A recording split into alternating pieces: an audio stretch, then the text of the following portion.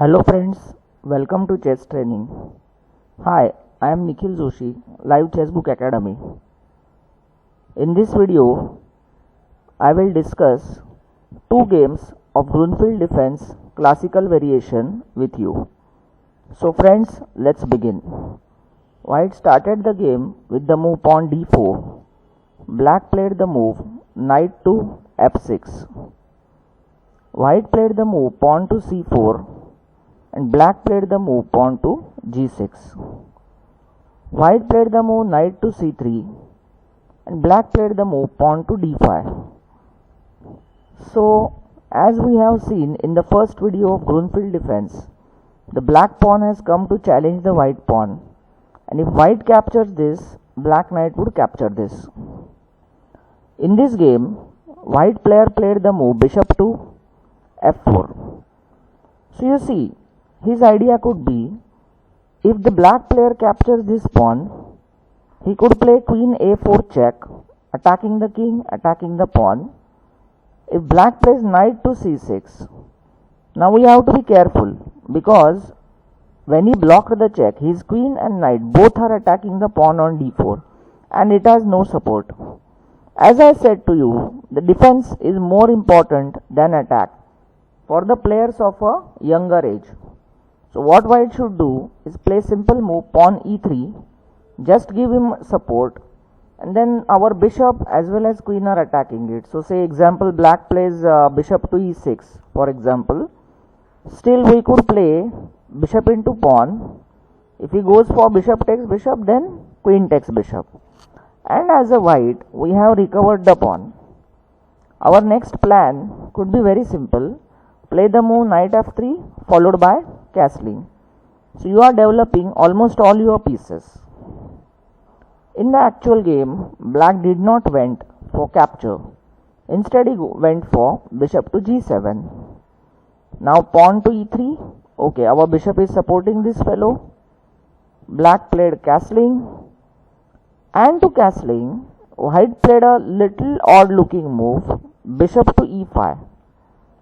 Of course, this move has its own purpose.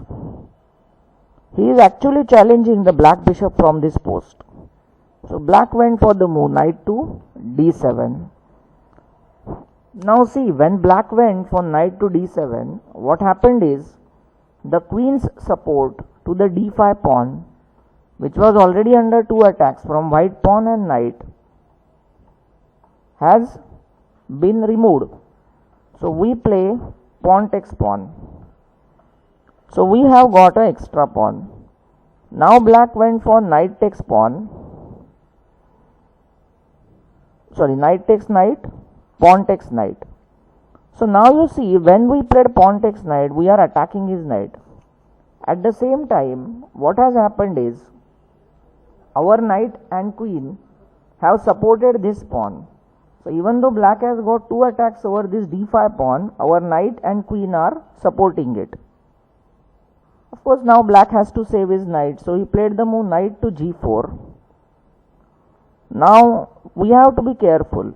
See, generally, the young players, what they do, they will play the move pawn to f4, trying to immediately support, but they will forget that they are giving up the support of this square, and they will lose a pawn here. So what white played? White played the move pawn to e6. Pawn went one step ahead. What it has done, it has blocked the way of the black bishop. So the black bishop's support to this knight is no longer there. So this knight is under the threat. Queen into knight is coming. So this is why the black player went for pawn to f5, supporting that fellow. Pawn h3, knight f6. Okay, he has come to attack over this, no issue, the queen is still supporting, so no practical problem for him. But now you see, white is yet to develop his pieces. The bishop, the knight, the queen, the rooks, they are all sleeping. So white plays bishop to c4. Remember, in the game, when you don't have any captures, threats, checks, what you should focus upon is development of pieces on the good squares. So always try to post your pieces on the good squares. Here black played the move pawn to c6, and this gave white an opportunity to attack. Pawn to e7, d6. You may ask me why he is giving a free pawn. See, it is not actually the free pawn. What will happen is, if black plays pawn into pawn, we can play pawn push with the discovered check. See, the bishop is attacking the king, the pawn is attacking the queen. The check can be blocked, but black will be losing his queen. And of course, there is one more thing. If black goes for queen takes pawn, then we can simply exchange queen. Queen takes queen, pawn push. Again the same thing, pawn attacking the rook, bishop attacking the king. So if he plays something like rook coming over here, of course we can't make a queen because of the knight's attack. So what we can do is simple bishop takes rook. For the 3 point, we have got 5 points. If he plays this, he attacking the pawn. Of course, we can't save the pawn. So what we can do is something like castle queen side. Then bring out knight, bring out rook, and continue playing. So in the actual game, the black went to pawn to b5. His idea is try to force this bishop away from this diagonal. So now white says, okay, you are attacking me, I will save myself, but I will stay on the same diagonal. Now black played the move queen a5. The queen has put up a pin on this fellow, so maybe if pawn into pawn, then rook e8, and then maybe knight could come to the square d5, trying to attack over this knight. So white was not in a hurry to capture. He played the move knight to e2. See, same thinking. Support is important. Defense is important. So your knight support this fellow one more time. Now black went knight e4. See, now suddenly what has happened is the black queen has a pin on the knight.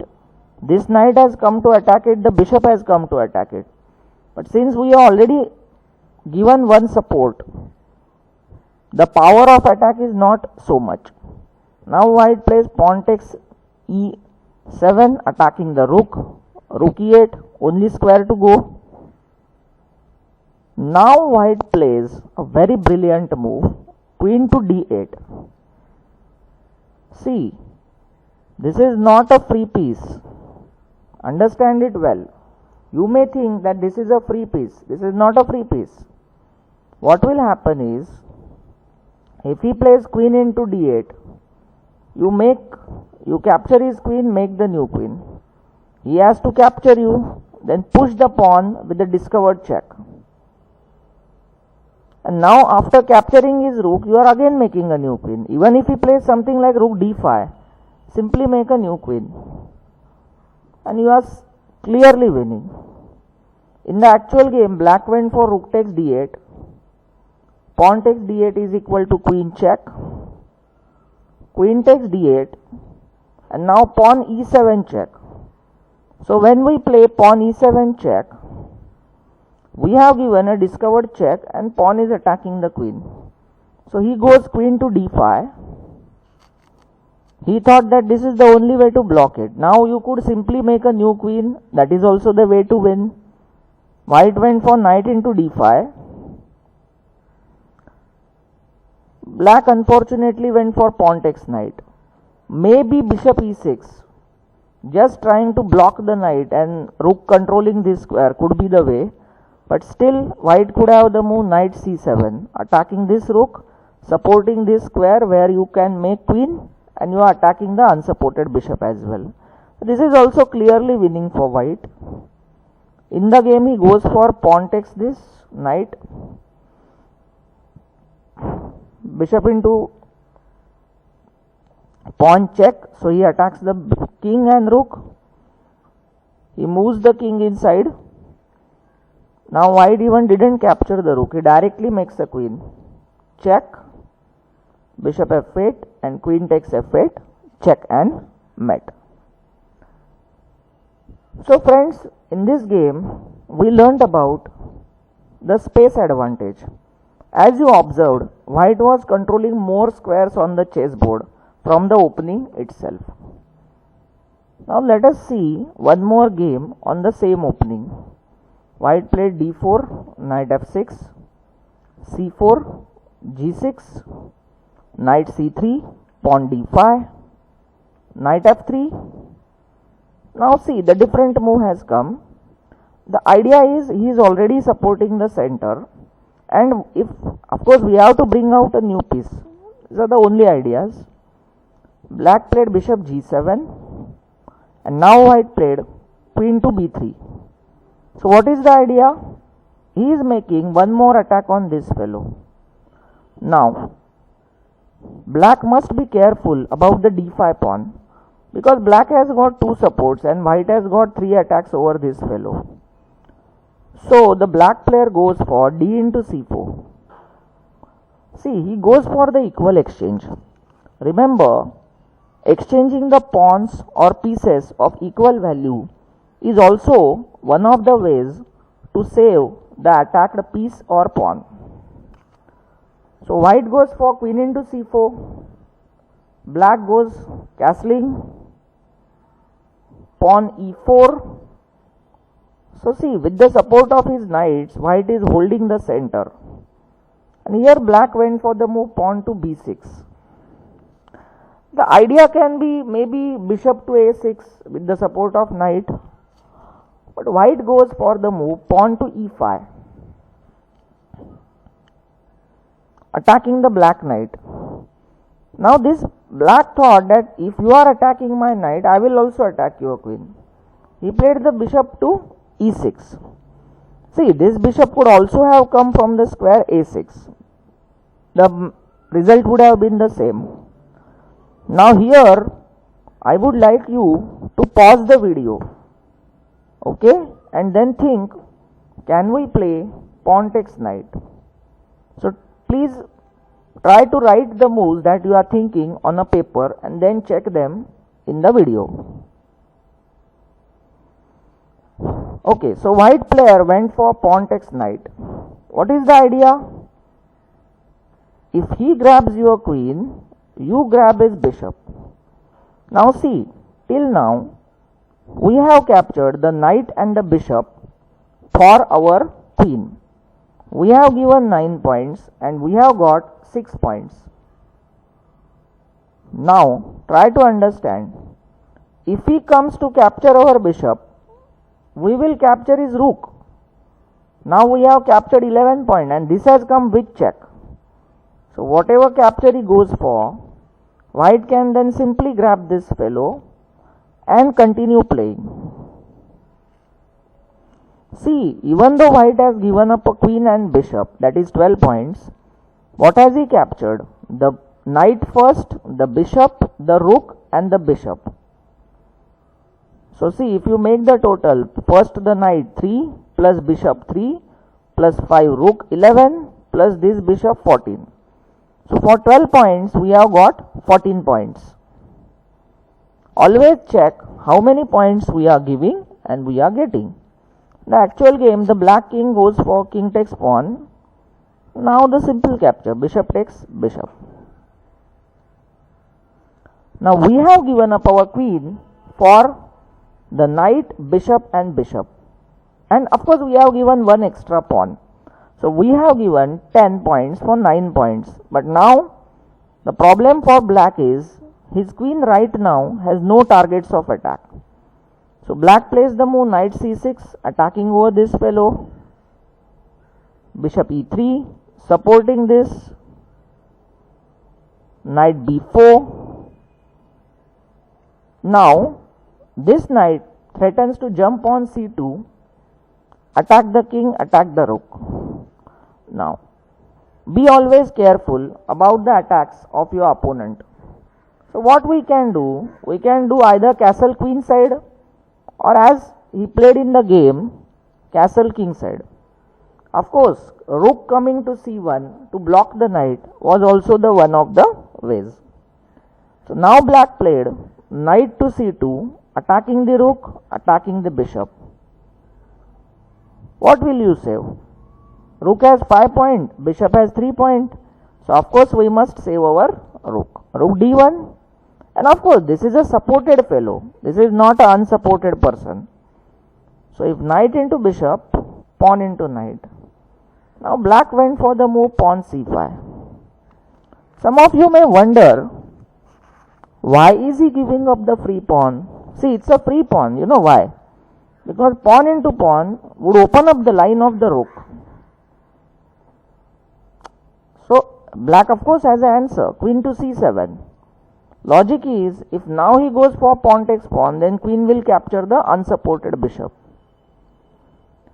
So in the actual game, when he played c5, white went for knight g5. Now see, using the half open f line. There is of course a threat on this fellow, right? There is a threat on this fellow. So black played the move pawn to e6. There are 3 attacks. The bishop's attack, the knight's attack and the rook's attack. The pawn cannot move. If it moves, then knight e6 will come at a mega knight fork. The queen will go. So black played the move pawn to e6. Now here white went for some kind of brilliancy. Remember friends, if you cannot find a brilliant move, doesn't matter. Try to at least play a normal good move where you will not give anything free. That will also lead you to become a good chess player. So he went for rook takes f7. Now what if he plays rook takes rook? White has the answer, knight into pawn. So even if he is giving a rook for pawn, on the next move, he would grab the queen for knight. Example, black plays king g8. We can play knight into queen, rook into knight, and then again you are getting this rook as well. So at the end of the fighting, white would be one knight up with a clear winning position. One pawn up as well as one knight up. In the actual game, black went king here. Now, black has attacked this knight. His rook is attacking our rook, knight is supporting it. So what would be the normal move? Pawn to h4. This is also equally good move. There is nothing wrong in playing that. See, if you want to win in chess, please remember, there is no need for going for very much brilliant moves. Even by playing normal good moves, by saving all your pieces, you can still go to win. So he played the move rook into h7, check. He had of course calculated the met. King into this.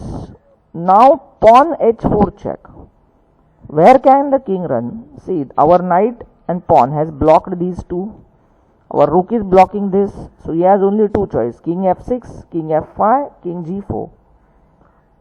If he goes to f5 or f6, example if he goes here, then rook f1 comes. Now you see, suddenly with the help of these two pawns, the two rooks trap the black king. In the actual game, he went for king f5, rook f1 check. Now these two squares are also gone. King g4. Now if you go for bishop into e6, there is of course nothing wrong. But his rook could come to f5 with the support of pawn to block. So we play bishop to e2, check. Now king to g3 is the only square left, and now we can play knight to e4, check and mate. So friends, I hope you are liking my videos. If you really like my videos, please share them with your friends, subscribe my channel and enjoy chess. Thank you. Have a very nice day. Thank you so much.